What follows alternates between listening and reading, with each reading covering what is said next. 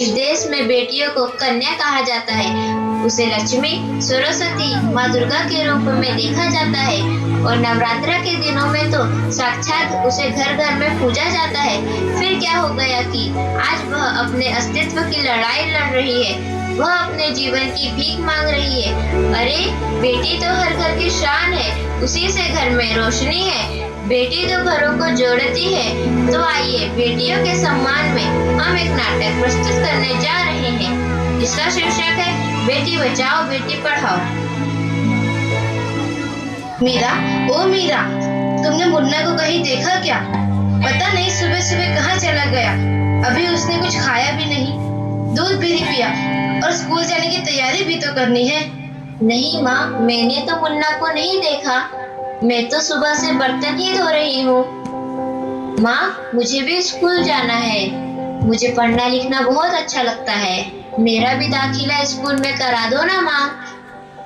ए छोरी, बड़ी है स्कूल जाने वाली, घर के काम काज अच्छे से सीख ले। आगे चलकर यही तेरे काम आने वाले हैं। पढ़ लिख कर कौन सा तुझको कलेक्टर बनना है? जल्दी जल्दी बर्तन साफ कर। माँ जी, मीरा को भी स्कूल में दाखिला दिला दीजिए ना, उसे भी पढ़ना लिखना जरूरी है। तू चुप कर, पढ़ना लिखना ये तो केवल लड़कों का काम है। उन्हें आगे चलकर घर गृहस्थी की जिम्मेदारी जो संभालनी होती है।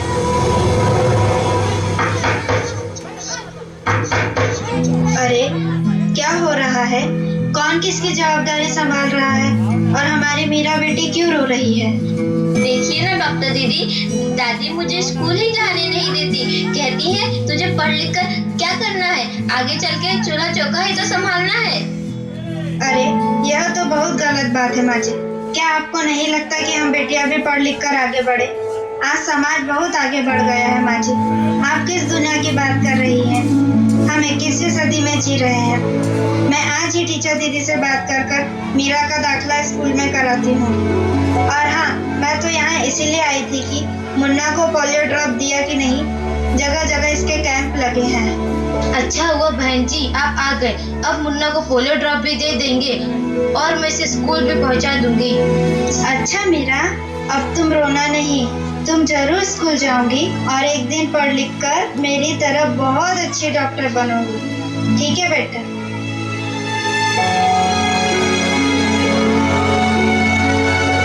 बहू, जरा एक गिलास पानी तो लाना। अभी लाई बाबूजी। ये लीजिए बाबूजी। अरे ये देखो, अखबार में प्यारी बेटी के बारे में कितनी सुंदर कविता आई है। आओ मैं तुम्हें यह कविता पढ़कर सुनाता हूँ। कहती बेटी बाह पसार, मुझे चाहिए प्यार दुलार। बेटी की अनदेखी क्यों करता है निष्ठुर संसार। सोचो जरा हमारे बिन बसा सकोगे घर परिवार। गर्भ से लेकर यौवन तक मुझ पर लटक रही तलवार। मेरी व्यथा वेदना का अब हो स्थायी उपचार। जब माही जग में न होगी तो तुम जन्म किससे पाओगे। जब बहन न होगी घर आंगन में तो किससे रूठोगे, किसे मनाओगे। जब दादी नानी न होगी तो तुम्हें कहानी कौन सुनाएगा। जब कोई स्वप्न सुंदरी ही न होगी तो तुम किससे ब्याह रचाओगे। जब घर में बेटी ही न होगी तो तुम किस पर लाड़ लुटाओगे। जिस दुनिया में स्त्री ही न होगी उस दुनिया में कैसे रह पाओगे। जब तेरे घर में बहू ही न होगी तो कैसे वंश आगे बढ़ाओगे। नारी के बिन जग सूना है, तुम ये बात कब समझ पाओगे। हाँ तो भाग्यवान, कैसी लगी यह कविता, है ना मजेदार? काहे की मजेदार कविता, मुझे नहीं आई पसंद। अरे कोई घर में है क्या? आइए आइए टीचर दीदी, हम आप ही का इंतजार कर रहे थे। हाँ जरा मैं कुछ दिनों के लिए बाहर चले गए, इसलिए यहाँ नहीं आ पाए। डॉक्टर बहन जी कह रही थी आपने मीरा का अभी तक दाखिला नहीं कराया। ये तो बहुत होनहार छात्रा है, हमेशा अच्छे अंक लेकर उत्तीर्ण होती है। हाँ मैं भी तो यही चाहती हूँ कि मीरा स्कूल जाए, खूब पढ़े, और मेरी यहाँ सुनता कौन है।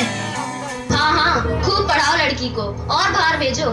जब कुछ गलत सलत हो जाएगा ना तो मुंह छुपाने की भी जगह नहीं मिलेगी। अरे माँ जी, आप कहाँ की बात कहाँ लेकर बैठ गए। मीरा को 10वीं तक तो पढ़ाई पूरी कर लेने दीजिए, आगे की पढ़ाई के बारे में बाद में सोचेंगे। हाँ टीचर दीदी, हम मीरा को अवश्य स्कूल भेजेंगे। मैं उसे मेरे जैसा अनपढ़ नहीं रहने दूंगी, उसे खूब पढ़ाऊंगी। कल मीरा को तैयार रखना, मैं उसे लेने आऊंगी। क्यों दादाजी, सही कहा ना मैंने? हाँ हाँ बेटा, बिल्कुल सही कहा। मैं तो कब से कह रहा हूँ कि मीरा को भी स्कूल जाने दो। प्रणाम दादाजी। प्रणाम बेटा।